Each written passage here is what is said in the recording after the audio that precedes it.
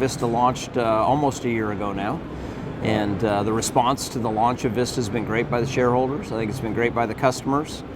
We put together a fantastic leadership team, and I think we're off to actually a really powerful start in the first year. We also completed 2 acquisitions already in our first year. One was Camelback, right, and the other was Jimmy Sticks paddleboards. Yep. So we already have begun to build a recreation portfolio.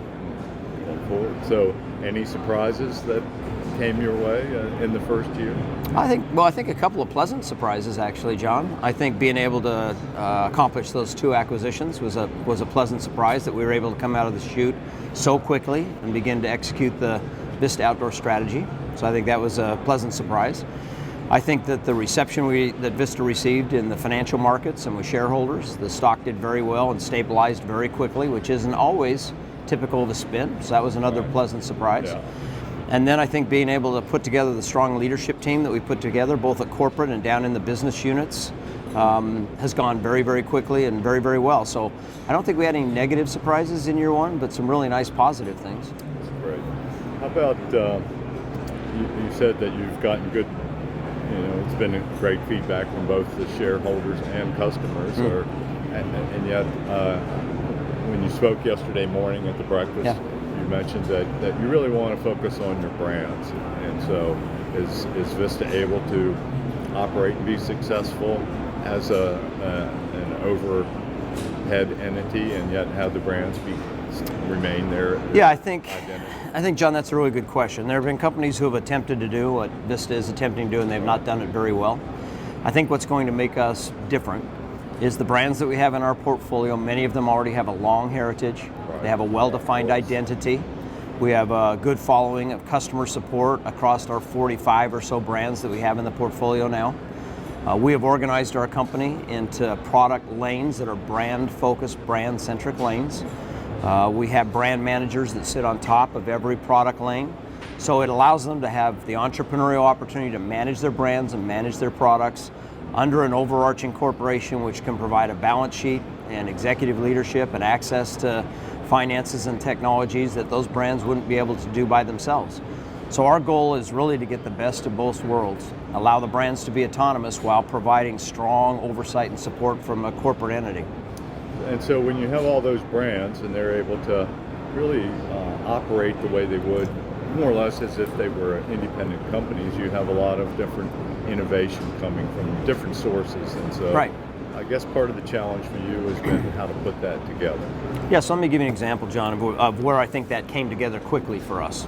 So I would point to the Savage A17 as one example. And we were able to put the best people in the business on ammunition, combine them with some great people in the business on firearms, and create a really powerful team. And through metallurgy, understanding of chemistry, understanding of propellants, understanding of velocities, pressures, and performance, both on the gun side and the ammunition side, we solved what had been an unsolvable problem. How do you have a 17 HMR semi-automatic at a reasonable price point that is safe and reliable? And we're the first company to crack that nut with our delayed blowback system. That was a direct result of collaboration between strong ammunition and strong firearms capabilities. And so within Vista, we'll be looking to always do more and more and more of that kind of thing. Are there other examples that are on the marketplace at this point, or will be soon, of sort of cross-disciplinary sharing? Yeah. You'll see. I think in our optics line with Bushnell that we were able to take some of the capabilities we had in electronic measuring devices and bring that over into our rangefinder lawn, particularly when you get into very long range shooting. We have our rangefinder system with Bluetooth. The Bluetooth talks to an app on your phone. It gives you the ballistics. It can help you calculate your point and trajectory and impact on a mobile device with a Bluetooth connected rangefinder. That technology came across in part from our leadership in golf, where we have the number one golf rangefinder in the world, and we have pin seeker technology and other technologies which we are able to bring over into a more sophisticated hunting range finding device. So again, I think even in optics you'll find examples of this. I really think going forward over the next several years, though, that's when you'll see the momentum begin to build. Now that Vista is organized and we're waking up every day thinking about these kinds of things. The one thing that I wondered about when it came to that sort of product development was I know that it takes some time and work to develop really innovative new products, and so does that kind of sharing help to speed up the development product? Yeah, certainly it can. I think it can help not only speed up the development timeline, but reduce the cost.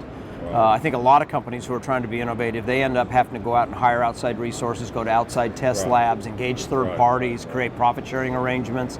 We can do most of that just in-house within our own resources. So I think it can help us with development timeline and allow us to be competitive as we strive to be innovative. And so we're focused on all of those opportunities for synergy and all those opportunities to be creative.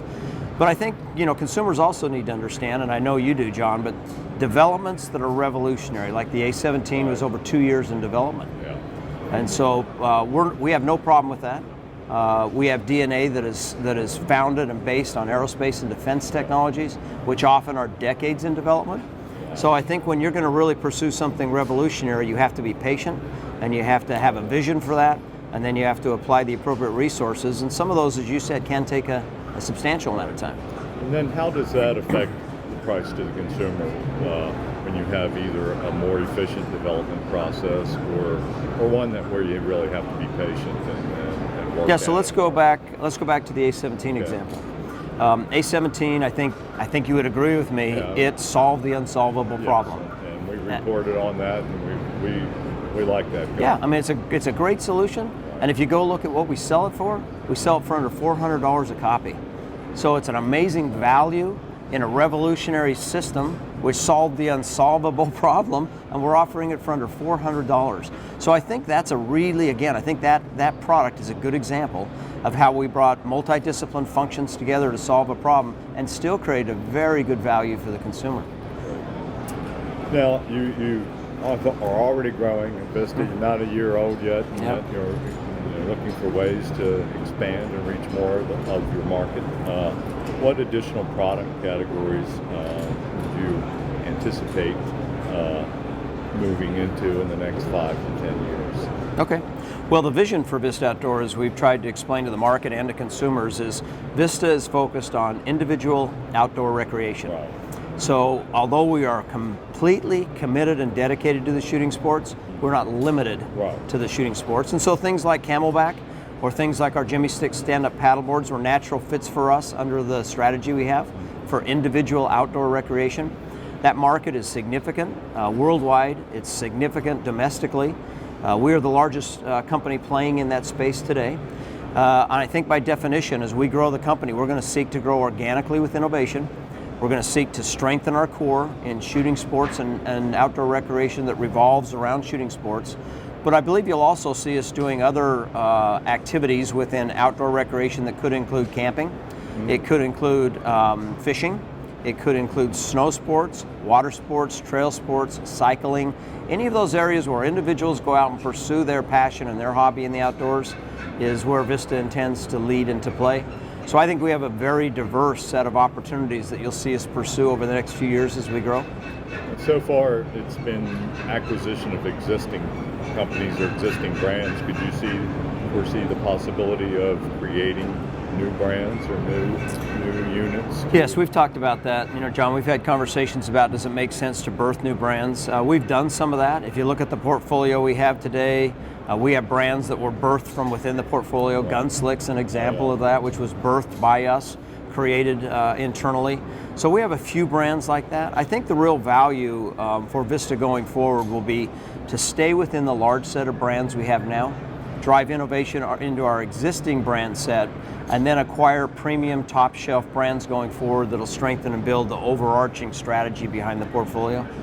How about expansion in firearms and ammunition? That's what our members are primarily interested in. So how would you see the path for that? Sure. So here we are at the SHOT Show, and here we are with NRA, so let's talk about that. So guns and ammo.